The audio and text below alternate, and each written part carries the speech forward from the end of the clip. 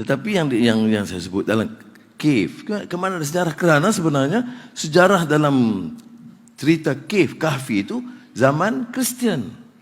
Tetapi diberikan nilai yang baik bahawa ada pemuda-pemuda masa itu Kristian. Jangan lupa. Kadang-kadang, tapi kalau saya kupas begini, orang Kristian kan senang kan? Kita gunakan dalam Quran kisah sejarah di zaman Nasrani, di mana anak muda itu diselamatkan kerana prinsip mereka yang kental. Agama Kristian yang dimaksudkan ialah agama Kristian yang waktu zaman Nabi Isa. Al-Fadhil Syekh Nazrul Nasir telah pun menjawab dalam Fatwa Jordan pada tahun 2012. Ada orang tanya kepada Majlis Fatwa Jordan, boleh tak menggunakan istilah Masihiyah? Maksudnya Kristian kan sepatutnya disebut Nasara, tapi boleh tak kita menggunakan istilah Kristian kepada orang Nasrani yang dulu?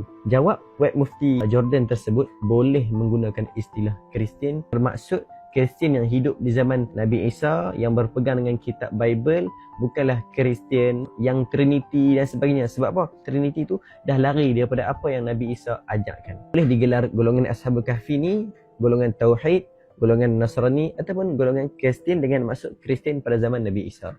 Kalau seorang tadi menyebutkan bahawa Ashabul Kahfi itu Kristian dengan makna beriman dengan Trinity, itu salah.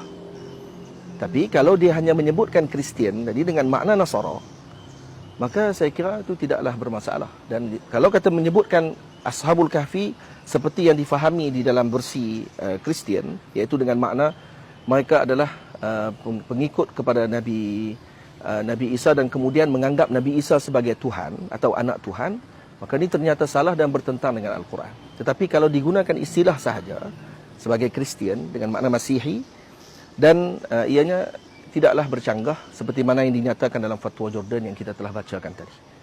Now, orang Arab dulu-dulu mereka mungkin panggil perkataan Nasrani lah, panggil perkataan tu. Tetapi orang Arab hari ini tak gunakan Nasrani lagi. Dia akan panggil ana Masihi. Dia akan kata dia adalah Masihi. So perkataan Masihi ini digunakan oleh orang Arab. Tetapi di Barat yang menggunakan perkataan itu oleh orang yang bukan Arab ni, mereka prefer to use the word Christian. Mereka itu datang selepas daripada Isa alaihi salam dan mereka itu adalah beragama Nasrani. Baik.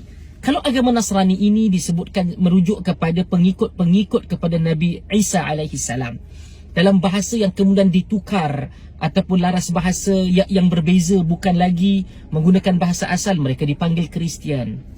Baik, maka ada yang mungkin akan kata, oh Nasrani dengan Kristian itu dua-duanya berbeza. Wallahu a'lam.